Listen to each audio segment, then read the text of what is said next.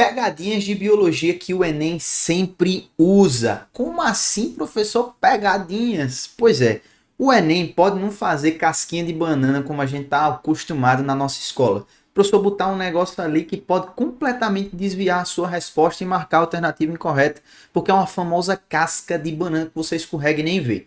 Mas o Enem gosta de usar distratores. O que é que são distratores? São palavras e organizações de frases que podem seduzir você para outras alternativas que estejam relacionadas com o contexto ou até que estejam corretas, mas não estão relacionadas com o que o texto está pedindo e seduzir você a marcar a alternativa errada. Então eu quero mostrar para você aqui como essas pegadinhas são reais e como você consegue se livrar delas de uma vez por todas, tá certo? Então você não vai mais cair aí nos famosos distratores. Então vem comigo aqui, ó. Preste atenção nessa primeira questãozinha que a gente tem por aqui. Olha só que interessante que nós temos dentro da nossa prova, tá? Dentro da nossa prova aqui de Biologia do Enem 2022. Então perceba, ele está trazendo para a gente aqui nada mais nada menos do que uma questão sobre biotecnologia. E aí ele traz uma determinada técnica que ele vai falar aqui, ó, que é um procedimento recomendado para crianças de 12 anos e tal. E ele está falando aqui de terapia gênica, certo? Que é a terapia que está envolvida com o quê? Com a inserção de uma cópia, veja aqui o meu mouse, a inserção de uma cópia do gene normal humano. Então essa galera tem um gene defeituoso e eles querem substituir com essa técnica por um gene que tem a expressão normal. Então, essa correção por terapia gênica é a base da tecnologia. Então, se eu quero substituir uma cópia normal, o sucesso dessa terapia vem de quê? Aí ele bota várias palavras que podem te seduzir. Ó. Letra A, correção. Letra B, alteração. Letra C, produção. Ou letra D, liberação. Tá? Mas, na verdade, o que está correto é a letra E. Expressão do gene responsável pela produção da enzima normal. Então ele quer expressar o gene da forma normal, porque o gene estava defeituoso. Então ele não tem a ver com liberação imediata. Veja que isso seduz. Pô, o sucesso dessa terapia é ter uma liberação imediata daquilo que não estava sendo produzido, daquilo que estava com defeito. E não é. Letra C, produção de mutações. Letra B, alteração do RNA. Fica bonito ali, você, pô, alteração, acho que tem alguma mudança. Ele não está querendo mudar ali, ele não está querendo corrigir. Você é seduzido lá para a letra B. Mas na verdade, você tem o domínio da técnica. A técnica é substituir um gene defeituoso por um correto para que a expressão desse gene seja normal e produza a enzima normalmente. Então veja que a gente tem alguns distratores que fazem relação com o processo da técnica, mas que não estão diretamente relacionados com ele. Por quê? Porque a descrição do processo está correto ali na letra E. Então veja que isso daqui é um fator muito importante para você não se deixar levar.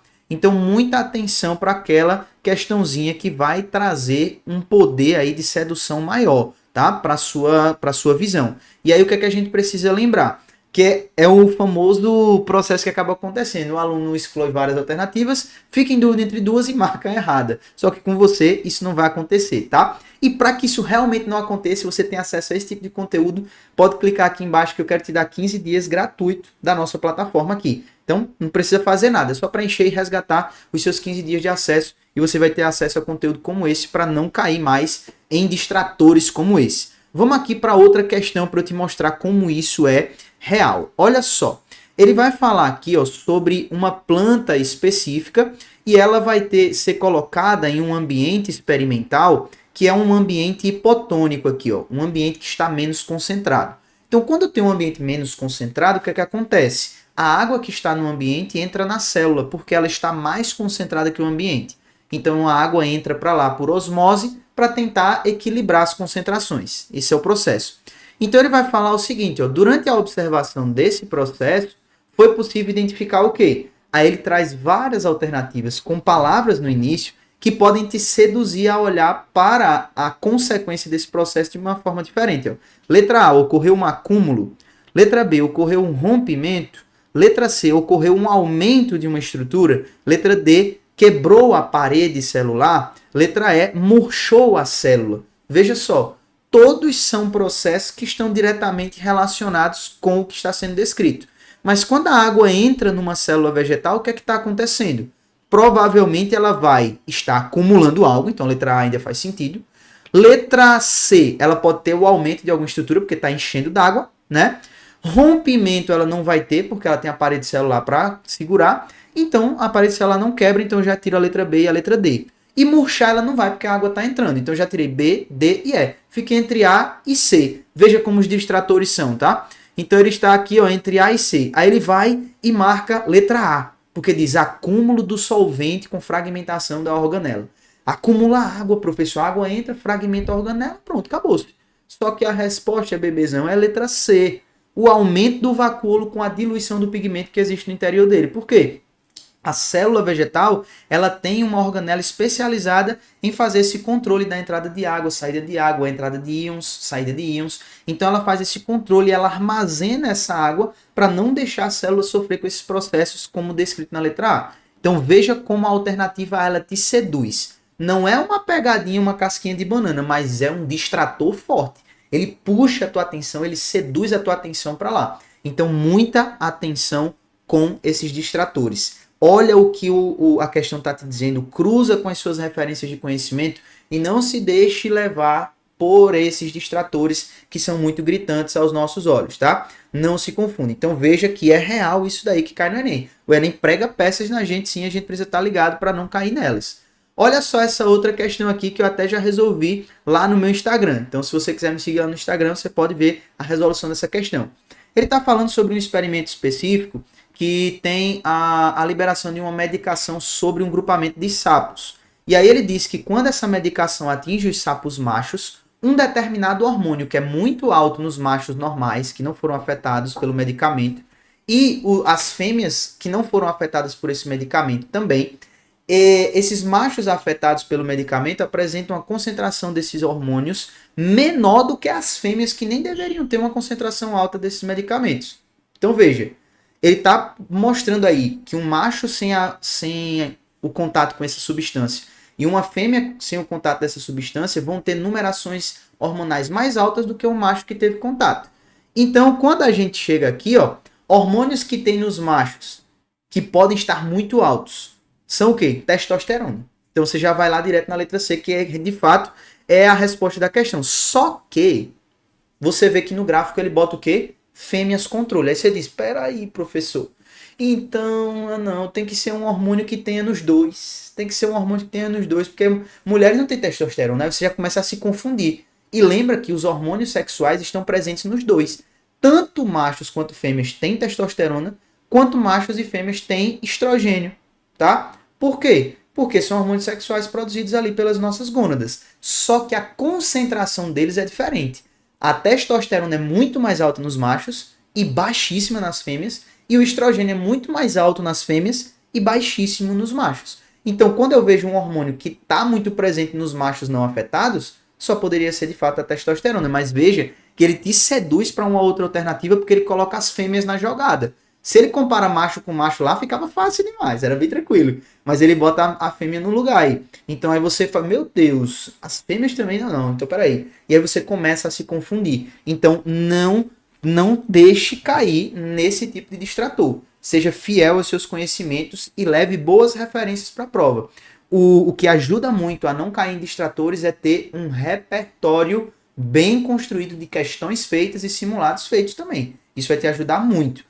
Outra coisa também que é muito importante, e eu quero te mostrar isso com outra questãozinha aqui, certo? Então a gente vai aqui para essa outra questão, que é o fato de termos alternativas que muitas vezes elas podem estar certas conceitualmente, só que elas não fazem relação com o que foi trazido no texto.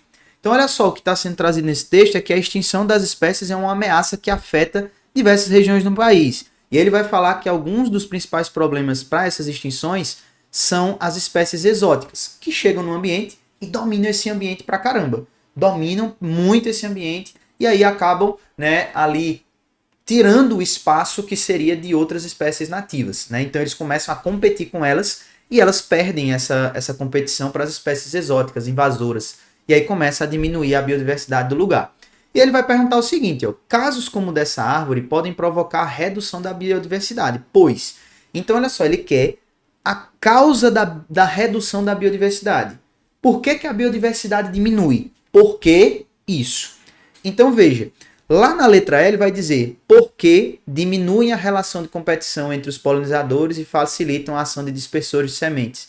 A gente está diminuindo competições? Não. Muitas vezes a gente aumenta competições quando a gente introduz uma espécie no ambiente. Então, muita atenção, olha o distrator. Letra D. Apresentam alta taxa de reprodução e se mantém com um número de indivíduos superior à capacidade de suporte do ambiente. Essa daqui, ó, é uma alternativa que te seduz. Porque a construção do começo dela está toda correta, certo? Apresenta uma alta taxa de reprodução, é uma espécie invasora, uma espécie exótica. Ela vai se manter com um número de indivíduos superior, tudo bem, vai sim, vai dominar aquele ambiente, mas nunca vai ser maior do que a capacidade de suporte do ambiente, tá? Porque o ambiente suporta até aqui. Passou daqui, a população começa a declinar, porque não tem recursos suficientes. Então a competição gera esse limite da população, tranquilo? Então, por causa disso, a gente acaba gerando esse problema de ser seduzido para uma alternativa que tem uma construção correta, mas algum erro ali na construção da frase traz problema ou ela não tem relação com o texto. Então, quando a gente vai vendo isso daí nas outras alternativas, a gente vê que somente a letra A faz sentido, onde a ocupação das áreas de vegetação nativa substitui parcialmente a flora original. Então ela chega ali, começa a competir com outras espécies e substitui as espécies que habitam naquele ambiente, tá? Então, aqui eu consegui mostrar com essas 4 questões que existem distrações que o Enem cria para você para te seduzir a marcar uma alternativa que não é a correta. E você precisa ter atenção.